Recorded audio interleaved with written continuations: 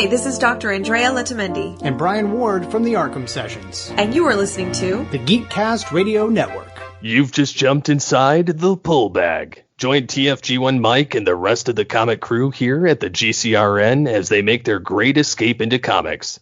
From DC, Marvel, and Image to IDW, Boom Studios, and Zenescope, we have everything right here. We cover things like Transformers, He-Man, superheroes, TMNT, and Radiant Black. Yeah, we have all that and so much more. It's all inside the pull bag here on the Geekcast Radio Network. So, without further ado, it's time to talk about the comics we're reading right now, here inside the pull bag. I'm going to show you something beautiful. Hello and welcome to the pull bag. This is episode 411. That's right, folks. It's 411. And we are here to give you some comic book information. I'm, of course, TFG and Mike. Joining me is the Comic Concierge, Mr. Dan Clark. Hello, sir. Hello. How are you? I am as well as can be expected, I guess. I don't know how I am anymore. No clue. 411 episodes of this show. I never thought we would get to any point in any of the pull bag's 8-year history. And this episode actually started as a joke. Now, first of all, I want to get one thing out of the way. We are not here to tell anyone who is listening to this how they should go about reading comics. That's not what this is about. This is about basically a joke, essentially. And I wanted to turn it into a topic. So the joke is, if anyone has seen 10 Things I Hate About You, the 1999 classic, in there, the father, played by the brilliant and hilarious Larry Miller, Mr. Stratford. Daddy, that is so not... Got news for you. I'm down. I've got the 411. My mama didn't raise no fool. I always love that line because I just thought it was so hilarious, and I'm sure you fine folks will have heard it somewhere here in the beginning of the episode. But just like when we did episode 404 with Edward and Kendra Hale, where we started talking about comics, and then for the next hour and a half, 2 hours, we talked about anything other than comics on this podcast, and then we somehow found a way to tie it back in. It's a special numbering episode thing. I figure 411, everybody used to dial 411 whether they charged you or not, because they used to charge you. I think they still charge for 411 if you use it. Does anyone even have a home phone anymore? I mean, seriously, we're in the future, folks. We're waiting on the hover cars at this point. Do you still have a home phone? Because I don't. I haven't had a home phone in over a decade. So no. Seriously, folks, anyone listening to this, please write in, send us email, feedback@geekcastradio.com, TPB411. Do you still have a home phone, yes or no? And what this is Dan and I have come up with 10 tips, tricks, just informational bits on the best way to get into reading comics. We're not here to tell you how to do it we're not here to boss you around and say, you should read Marvel. You need to start at 1962 when they start, when Spider-Man started or what. We're not here to do that. We're here to give you our opinions on what we each feel is the best way to introduce yourself or someone you know into the world of comic books. That's all this is. So without any further ado, what is your number 5, sir? It may seem like an obvious one, but it's one I think it's always good to point out. And it's use the advantage of a local comic shop if you have one, if you can. Because I feel like, and I'll talk about other methods regarding like getting into comics, but local comic shops can be a really helpful tool if you have a good one. Some are better than others because they can often be a guide. If you have a good shop that will kind of, if you give them recommendations of what you like, a good shop owner will be able to try to take those and recommend maybe books that are outside the norm.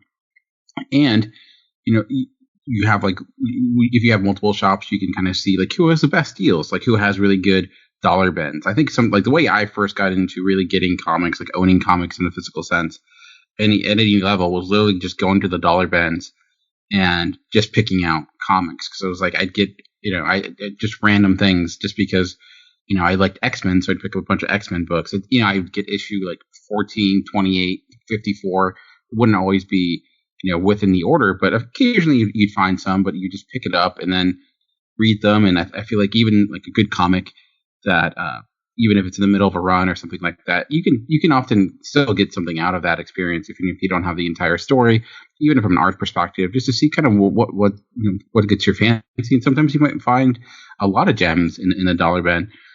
And also, what different local shops have better deals. Like some will give you deals if you get a pull list and, a lot of percentages off or something of that nature. And you don't necessarily, getting into comics have to get everything. You can kind of find, pick up a new number one that came out that week that strikes your fancy, and then maybe go from there. And I think the lifeblood of the comic book industry still is in large part the comic book shop, and at least for when it comes to like Marvel and DC.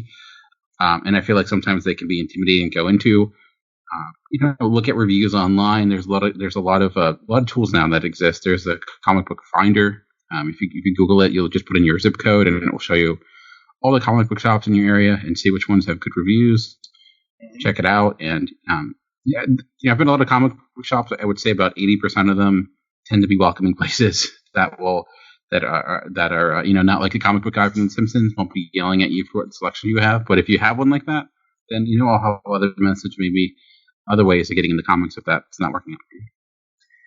Yeah, you want to find a shop that will be open and friendly, and someone who, if you say, hey, the IDW second run of Transformers, the universe that just ended a couple of years ago, not the current universe, but the one that ran from 2005 to 2019, you guys should really stock this. A good comic shop owner will look at that and say, yeah, we should.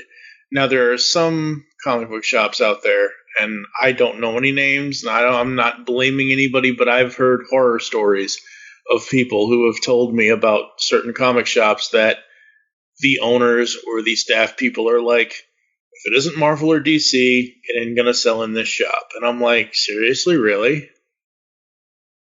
Whatever. But yeah, I know, I agree with you. Your local comic shop is absolutely a number one resource and a number one way to not only get into comics, but to find other comic fans that you can have. I can't tell you how many conversations I used to have at the Great Escape just standing in line on Free Comic Book Day. Obviously, I didn't just go to the shop on Free Comic Book Day. We also, obviously every Wednesday is New Comic Book Day kind of thing. For me, number 5, and this kind of, I don't know, this might kind of go in hand with your number 3. Actually, my number 3 is probably number 5 for me. It doesn't matter what types of comics you read, as long as you are enjoying what you're reading. So, like I said before, don't listen to that shop owner that says only Marvel and DC matter. You can read from any publisher, from IDW, Dark Horse, Valiant, Image Comics. It doesn't even Marvel and DC have stuff in there that is not just Batman, Superman, Wonder Woman, and event series. They have plenty of other things, and DC has a number of imprints. I cannot recommend Harleen just fast and hard enough, because that 3 issues for the DC Black Label series, that was probably one of, if not the single-handed best Harley story we've ever gotten. Now, I have not read Jimmy Palmiotti's and Amanda Connor's run on Harley yet, but from what I've read in certain Batman books that I've read, that one is great. So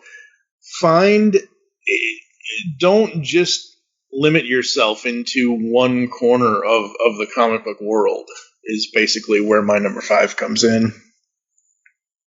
Yeah, and I think that's kind of similar to my number 4 in the sense of expanding your taste. In the sense of, I read a lot.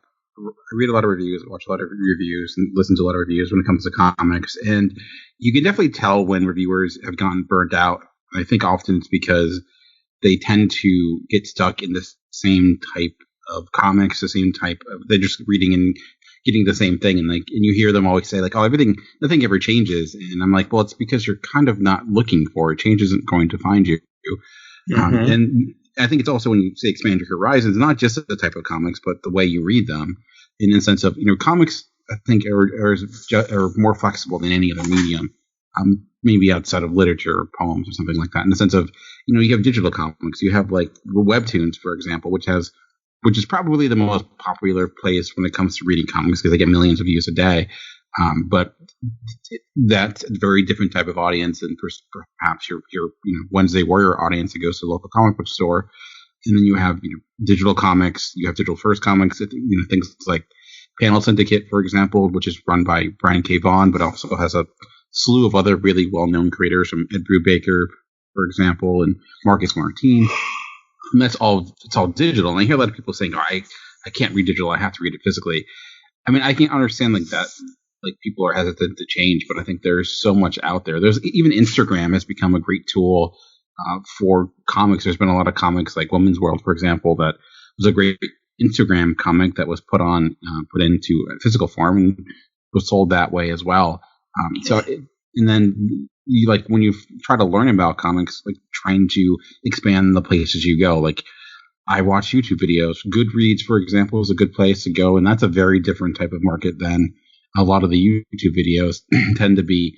League of Comic Geeks is a website I use a great deal. It's more of just a general database site, but it's very helpful just to know what's out there, to expand your horizons that way. Just because I feel like you can burn yourself out, and like when you just try to look for one certain thing. And I used to be that way.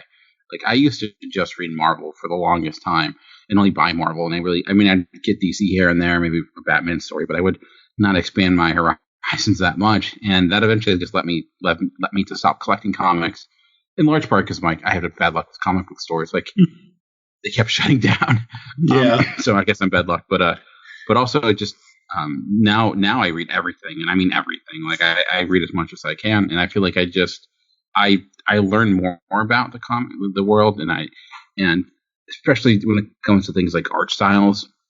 People, I feel like you get people that it's like, oh, it doesn't look like Jim Lee, it's not good. Like, it's there's a lot of different indie styles. Be open to other art styles. Don't just reject something because the aesthetics aren't what you're used to. Give things a chance. I used to hate Mike Allred art, for example. Like, I just couldn't stand it. It just didn't work for me because it was different. Like, I'm like, this is not what I'm used to. But the more I was able to learn about the medium, understand what works about it, understand what actually makes good art, what makes good storytelling.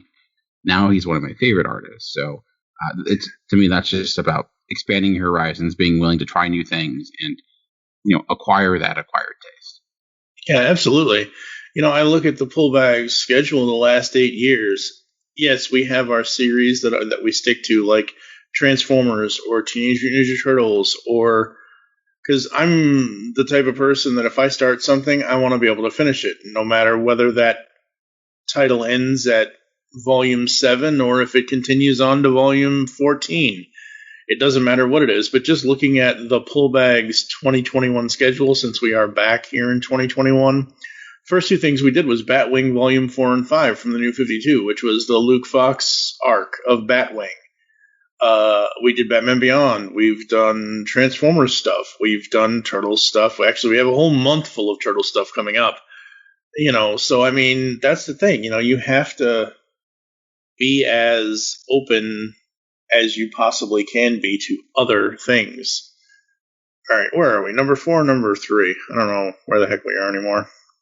We're at number 3. We just did. We all did. Yeah, I did my 5 and 4, and I think. Okay. Yeah, my number 4 basically, and we can move on to number 3 because I pretty much already said it. Whether you're DC, Marvel, or any other publisher, find characters you want to read about. So that, I think, kind of goes in somewhat contention to your number 3, but it's a good opening part of the conversation where I'm telling you to follow characters, and you're going to tell the people what your number 3 is. My number 3 is follow creators, not characters. That's been my personal experience. I used to be follow characters. Like, Cable was my favorite character, and I would read Cable comics. I loved Captain America, the Captain America comics. I never really even paid attention to the names on the covers. But then eventually those books, no matter what series it is, maybe outside of Daredevil, but even Daredevil's had bad runs here and there, they end up not being good at times. It's just, the law of averages. And you see it where people are like, oh, I can't give up this character. I've been collecting it for so long or whatever. I feel like that just leads to burnout, and that leads to people not liking the medium that much because they're just like, I see it a lot right now with Nick Spencer's run on Amazing Spider-Man. And I know there's tons of Spider-Man fans, and they're just like, I'm going to keep reading it. I don't like it. There's a lot of people that do like it, but there's a lot of people, that don't. And it's like, just stop reading it and move on. It's okay. Like, it'll be okay. The character's not going anywhere. And if you're not liking it, it's okay not to read it. It's, just because you've been with the character. I guess maybe because I've never been a person that's collected something for a long period of time, outside a few years, I can stop collecting things really quickly. Like, Captain America is my favorite character. Tony C. Coach's run wasn't necessarily, it was working for me, but I kind of fell off of it, and I was able to stop it. But now actually I'm picking it up again because I feel like it's now starting to click with me. And I can kind of do that. And I wasn't able to do that before, but being able to get that, one, will save me money because I'm not spending money on stuff I don't like to read. And two, it makes it, I think, much more pleasant experience, and doesn't miss in the sense of realizing that there's so much more out there. And instead of reading a book I don't want to read just because I feel obligated, anytime a hobby becomes an obligation, I think it ends up being less fun. And I agree with that, with the exception of this podcast, because I say every single time in almost every episode, at least once an episode, I say this. I am reading comics and I am enjoying them. However, I am reading them so I can remember what to talk about on this show when we do Transformers reviews or Turtles reviews or whatever comic we're reviewing. I don't read it until the day we record because I want my reaction on the record to be as fresh. Like, if I just sat here and read Shredder in Hell from IDW, and I've started reading it, but I haven't gotten, so I'm like a page in. And this is going to come up later in August when we release episode 424, I think is when Shredder in Hell is going to be.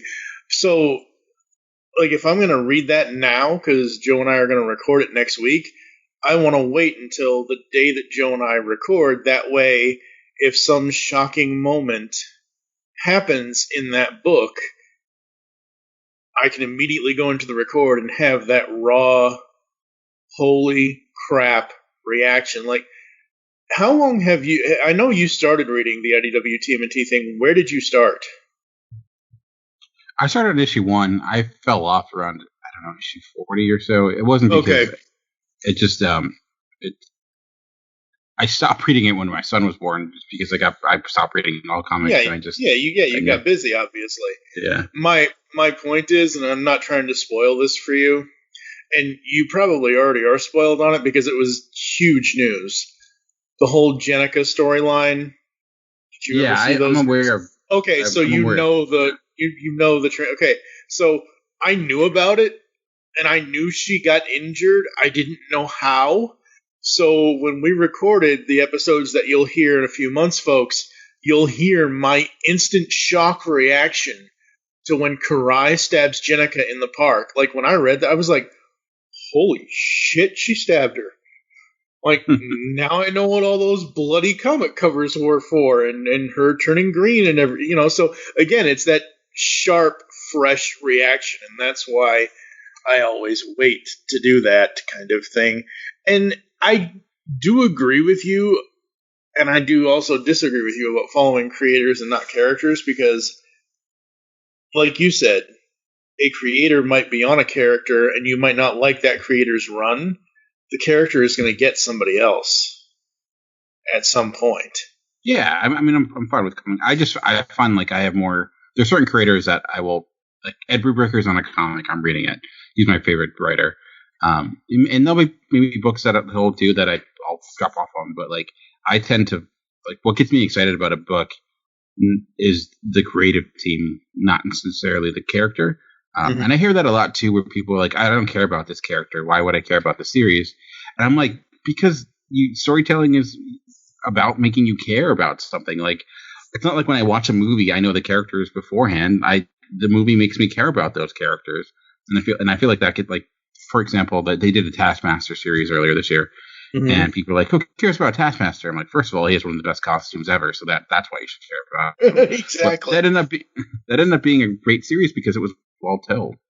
Guardians of the Galaxy, when that comic came out, those are characters no one really cared about. Rocket Raccoon, Groot, they were around forever, but they were never anything special. That comic was great, and then it led to the movies. A decade later. I just don't dismiss a comic because there's a character that you don't necessarily care about, because a good creative team can make you care. Good storytelling is about making you care. And if the only reason that I care about a comic, I care about the Superman comic because it's Superman and not because of the story it's being told, that tells me that it's probably not a good comic. But I'm not saying like you can't go back to it. I find it being willing to let go and also being willing to take chances tends to lead to a better experience in my experience. Right, and this is why, and this might be controversial to most old school comic book fans, most fans that are like, ew, the new 52, ew, those people that are like, my biggest problem, and people have heard me say this for the last 8 years, my biggest problem with always trying to get into comics before they started rebooting the universe every 3 years was before New 52. You had, and I'm going to switch over to Marvel for a second. Before Marvel did what back then, what was called Marvel Now, this was 2014, I think, they obviously had their whole universe kind of thing. And you had Spider-Man 700. My biggest thing is, do you mean to tell me I need to read the other 699 issues in order to get the 700th issue? Now, I know that's not true. Basically, Spider Island, it was like 691 to 700, I think, is the whole arc for that. I don't remember. But the point is that you can find your own starting, like Turtles, for example. Again, I'm going to go back to what I know. You can read the first 100 issues, and you can like or dislike or whatever, criticize whatever you want to do in all of those arcs. Issue 101, instead of going back and doing a new number 1 for the overall TMNT series, they just titled the main issue 101, but it's a new starting point because it's new writer, new artist. It's actually Sophie Campbell doing both, and she's done the stuff for Turtles before, but it's a whole new era of Turtles, whereas in Transformers, they went to a certain point, they brought Unicron in to destroy the universe. That didn't happen. Spoiler.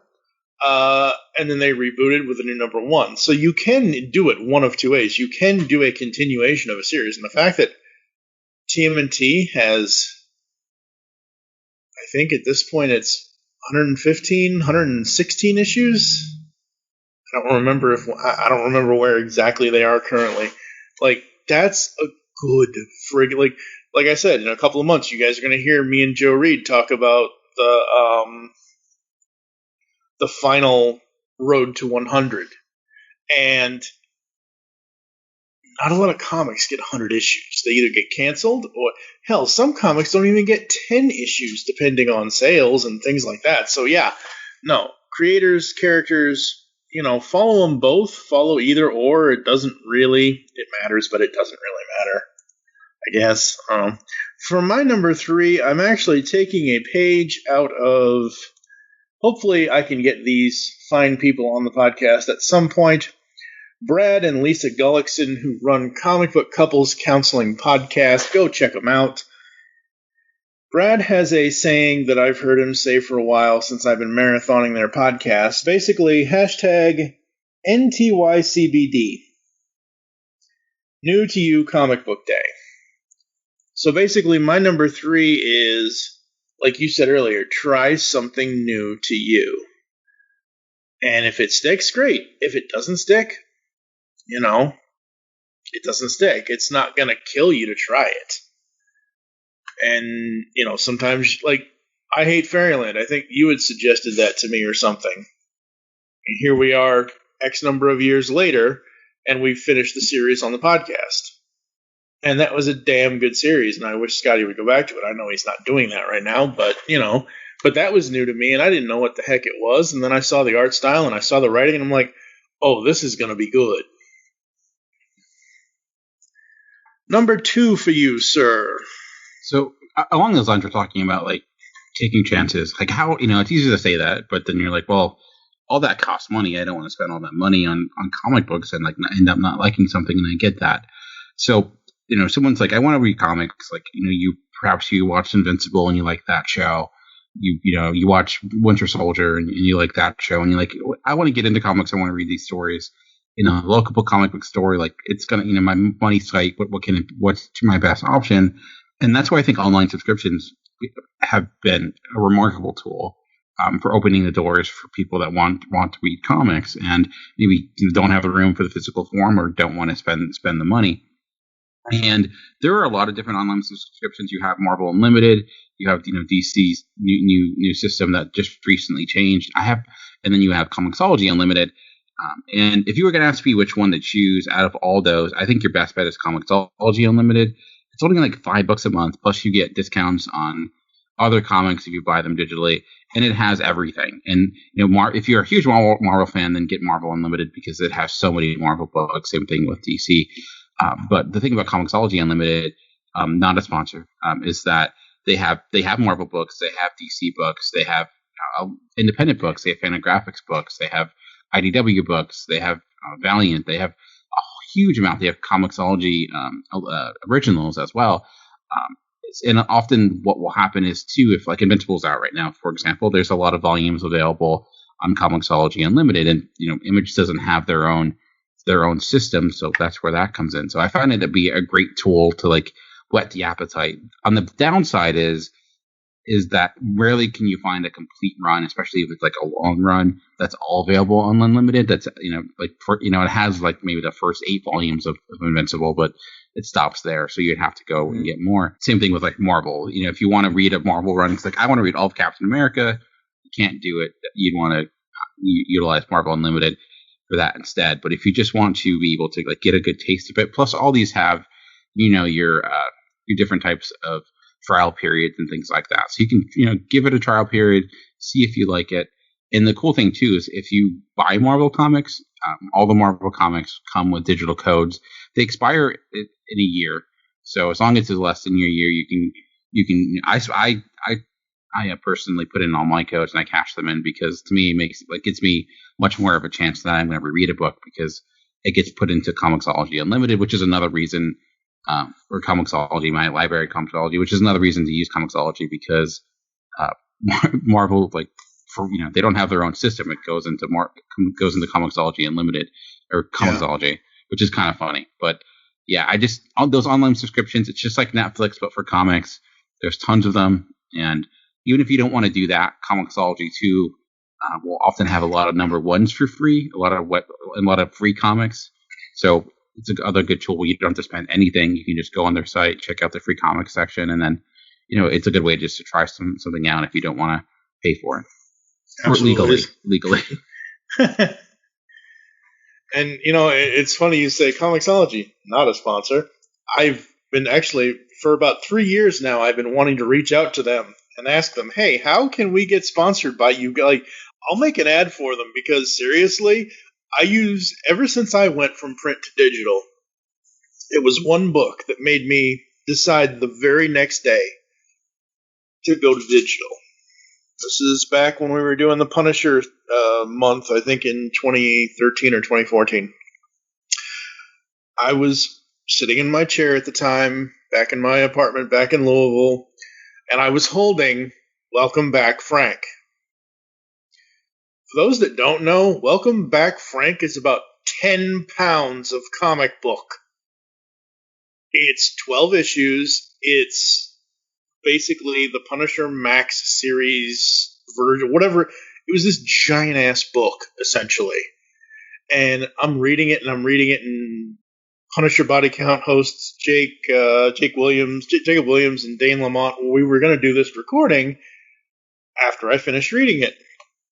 Well, it wasn't because of the comic that I fell asleep, but my hand fell asleep holding it. The book fell out of my hand and I've told this story before on the show, fell onto the floor, and I'm like, what was that? Oh shit, I fell asleep reading this comic. Damn it, it's too heavy. The next week, I went out to Comixology because I had heard about Comixology for the longest time from longtime contributor Lady Rec, a.k.a. Amy. And I will always say people for digital need to go to Comixology for three reasons. Like you just said, the Comixology Unlimited, where you can pay just under $5 or $6 a month for the unlimited stuff, or you can actually do series. Like right now, I have 2 series subscriptions activated. I have Radiant Black and I have Transformers Beast Wars. So those are both going to be released on the 19th of this month. I've got my payment plan set up. I actually have a lovely gift card from one of our diehard fans here at the Pullbag, so I have a Comixology gift balance that I don't even have to worry about. The books are $4 each. It'll charge the gift card thing, and it'll just show up. So Comixology has 2 ways for subscriptions: the unlimited, which is great, and the series. I have 57 deactivated subscription series in my Comixology because either the series ended or I deactivated it or whatever. In Comixology, I love Comixology because of the third thing: guided view. Now, I know the DC Infinite or Infinite Universe or Infinite Front, whatever the hell they're calling the app now, I know they have a form of guided view, and it's okay. Friend of the show, long-time listener of GCRN, Jesus, aka Scanner51, he actually let me use his DC Universe Infinite, and I've tried their guided view. It's okay. It's no Comixology guided view. But I can only read it in the guide. Like, Comixology still has single page. They even have a double page option where you can look at 2 pages at once. But I need that guided view because I need that panel to panel and the zoom ins and the zoom outs, and it's that storyboard kind of reading where you don't know what's going to happen next. My number 2 kind of goes in line with your. And folks, we did see each other's lists. I planned it that way, but I did not look at, like, Dan didn't make his list and then I copied off of him. We each made our list individually in the same document, and I seriously did not plan this. It ties into your number 2 just as well. Save your money for the trades. Getting the whole story all at once is how I love reading comics. And most of the time I get my, obviously, stuff on Comixology. I just find it better. And sometimes the trades will have stuff that the single issues don't. So, perfect example, once again, something you guys are going to hear, or maybe you won't hear it because I might have edited it out. There's a point in one of the Turtles trades where a different part of the story is collected, but Joe didn't have it in the single issues. They always put extra stuff in the trades, most of the time, depending on the publisher, depending on the series, kind of thing. So, yeah, save your money for trades, folks. See, I'll say I'm the opposite of that, because I get that, because I mean there's some benefits, but I do love the issue, that experience, because I think I love the anticipation, and reading something in an issue format and the craftsmanship of like writing an issue.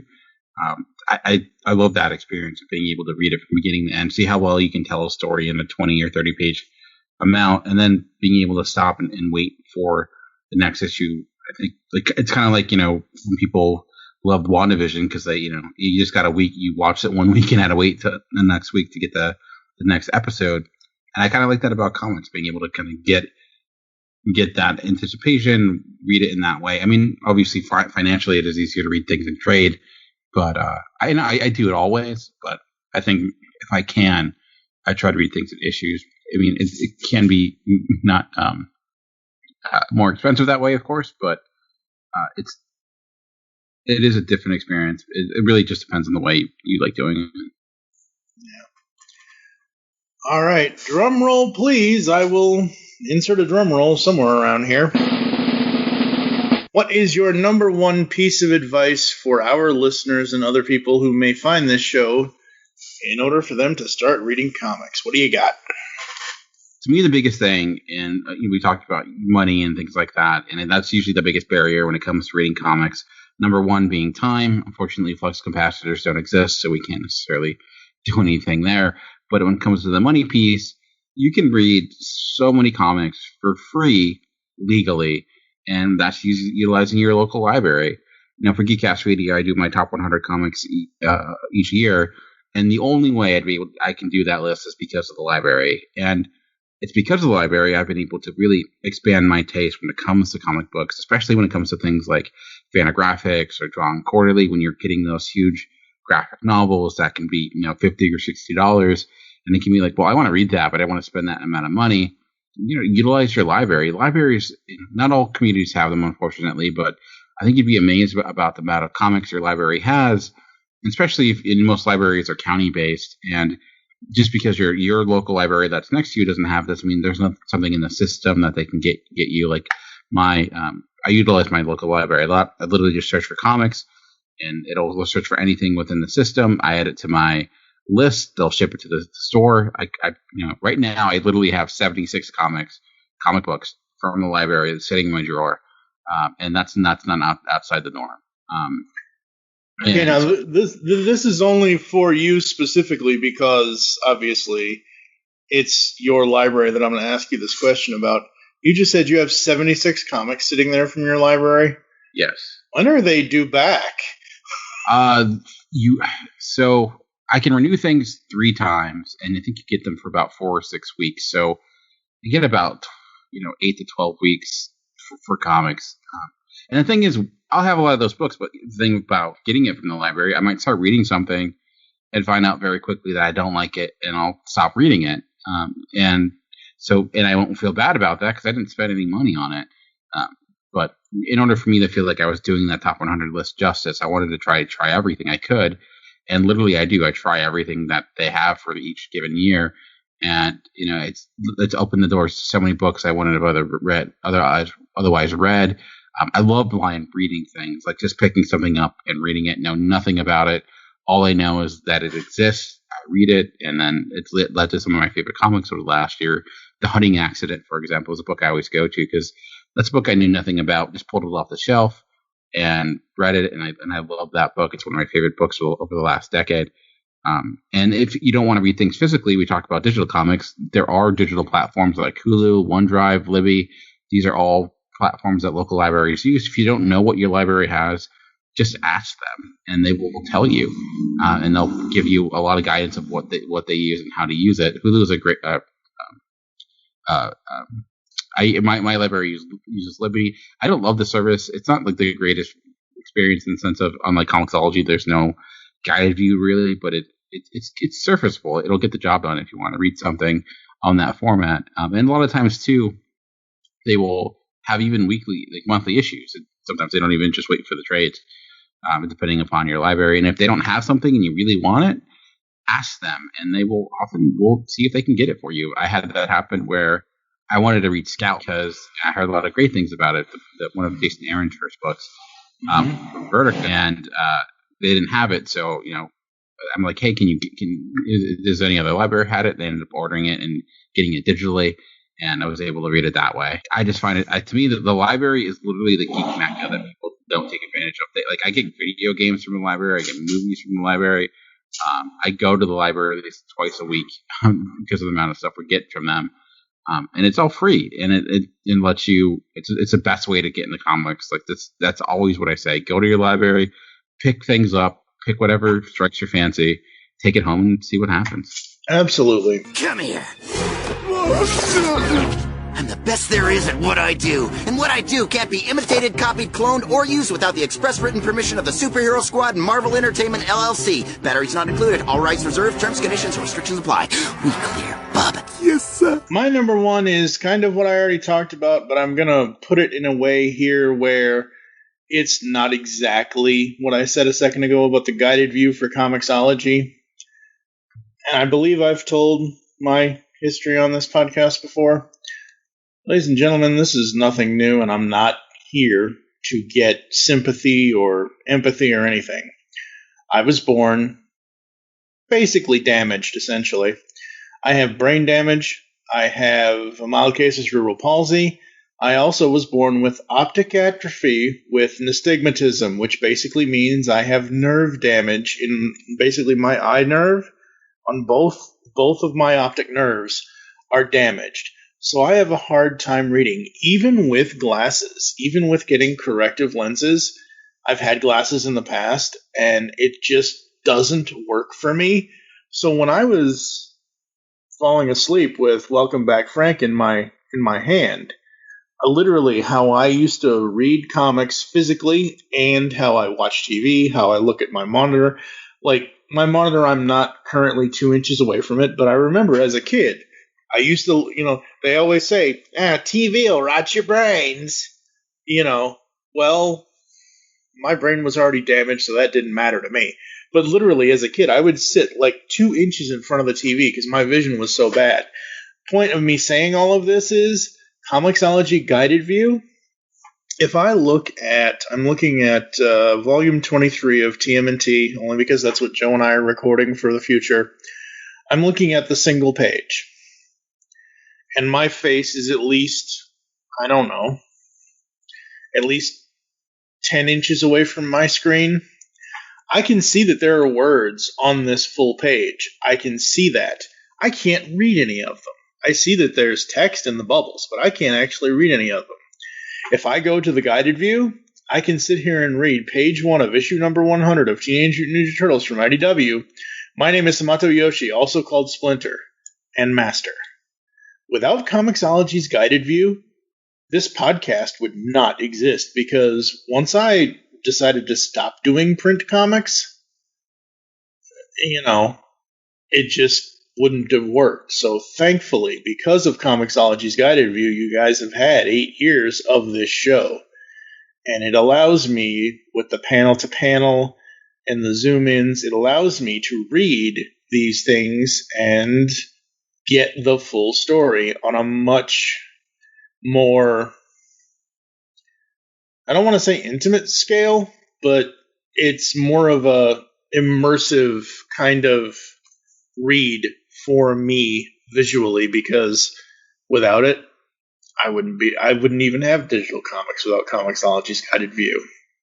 I wouldn't have spent the God knows how much I've spent in the last 8 years in Comixology.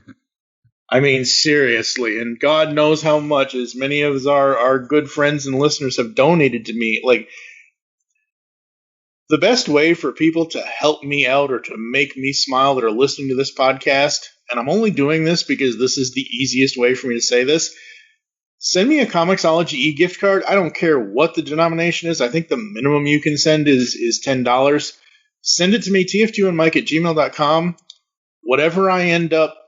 Whoever sends it to me, whatever I end up buying, I will dedicate that episode to that person that donated it, kind of thing, because it's one of those things where I need that guided view in order to even read comics. Like, I'm sure I can pick up a physical... Do I even have a physical comic book around here somewhere? Let's see here, folks. Don't you just love this impromptu moving around and away from the microphone thing? All right, perfect example. This is coming up here inside the pull bag. It's going to take me a good minute to do this properly, but I don't do a lot of Kickstarters, folks, just because, funds are tight. But our good buddy Ryan Trost from Star Joe's, he did a Kickstarter for his creator-owned comic called Stealth Hammer. I was able to contribute to this, and I have the first issue of Stealth Hammer. So this is me actually going through a physical comic book, and quite literally, in order to read this text, I have to have this book at least 3.5 inches away from my face. And I wish this was a video podcast, but nobody wants to see me on camera. It's one of those things where I have to really, zoom in with, I basically have to put it up to my nose to read some of this stuff. It's not the comic book's fault. It's not physical comics' fault at all. It's my vision. It's just the way it is. And that's why my number one is the guided view for Comixology, because for me, visually, it's the only way I can actually read what the hell is written in the comic books. Yeah, I mean, I think that's certainly. I mean, it's not necessarily the reason they did it, but it's a good benefit of it. Well, no, I know. I mean, hello, the world doesn't revolve around me and my broken vision, but I'm sure there's a lot of people in similar situations that have sight issues or anything like that being able to focus, and especially I think if you're new to comics, I know one of the biggest things are like learning the language of comics can be difficult. Like, it's one thing if it's just a 6-panel, 9-panel grid, like where your eye should go, but having that guided view can be helpful just to learn like where it should go. A good, and also again gets back to learning about good artists, bad artists, good artists, good letterers, good colorists will be able to help guide your eye. But a lot of times, if you're having difficulty reading a comic book outside of just the guided view piece, it's maybe because the art's not very good on the storytelling perspective. But yeah, I don't use the guided view that much. I tend to only use it if I'm reading like a really old book, and sometimes it can be overwhelming, especially like a Stan Lee written book where he loves his sign of his own dialogue.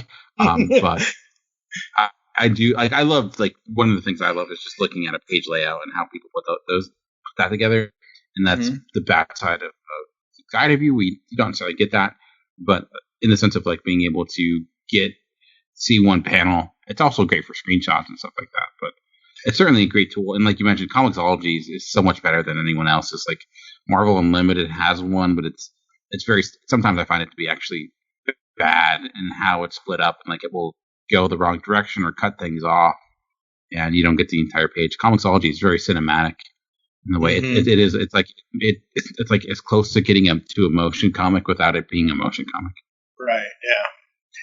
And like I said, if you're somebody that likes the 2-page view, the 2-page view in Comixology is great for getting the full thing of the art.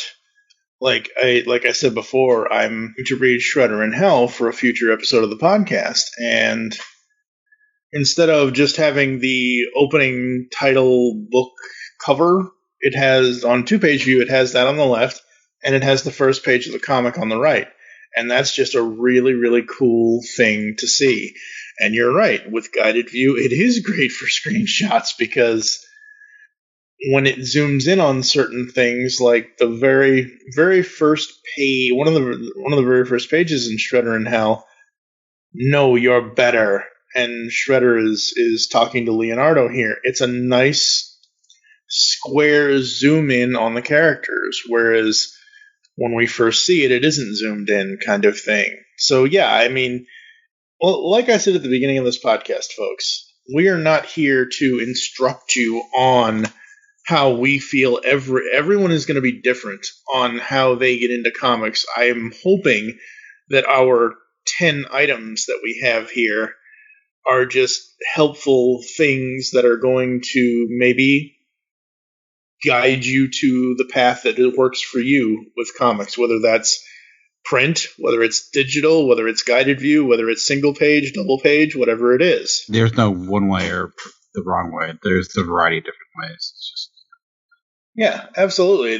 That's the key point here, is there is no right or wrong way to read comics. And some people might tell you that there is. I'm just going to say it right now. They're fucking wrong. Because seriously, what works for me might not work for you.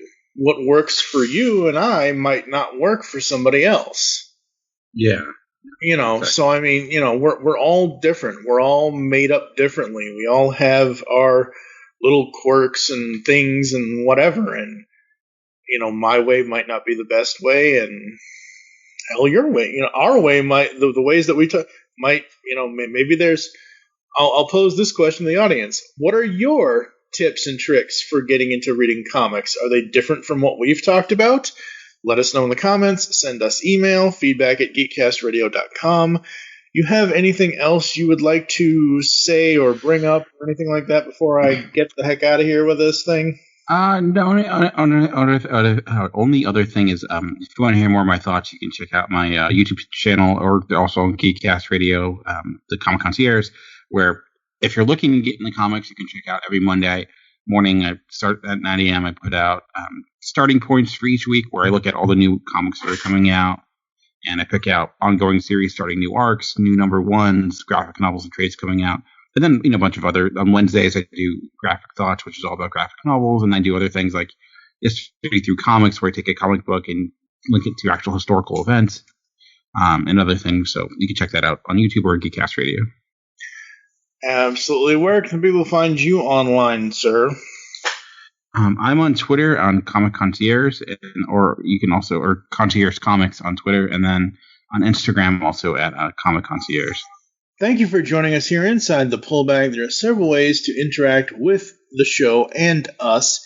You can hear all of that information in the outro. Make your great escape into comics, and we will catch you next time here inside the Pullbag. Episode 412 will be Radiant Black issues number 3 and 4 from Image Comics and Kyle Higgins, along with Marcelo Costa and Becca Carey. So, Radiant Black issues number 3 and 4 and episode 412 here inside the Pullbag. That'll close out the month of May. And in June, we begin with episode 413, Batman TMNT 3, the final arc in the DC Comics IDW Batman TMNT crossover. Joe Reed and I did that, so that's coming up. And we will catch you next time, as I said earlier. There are no strings on me. You've just heard the latest episode of The Pullbag, the GCRN's first comic review and discussion podcast. There are several ways to get in touch with us and leave feedback for the show. You can visit the website, geekcastradio.com, where you can comment on the episode and all of our different podcasts. You can rate and leave a review for the show on iTunes. Be sure to leave us feedback. Become a fan of us on Facebook, facebook.com/thepullbag. Send us an email, feedback at geekcastradio.com. Follow us on Twitter at thepullbag and at geekcastradio. So until next time, make your great escape into comics and unleash the geek in you. You were the puppet.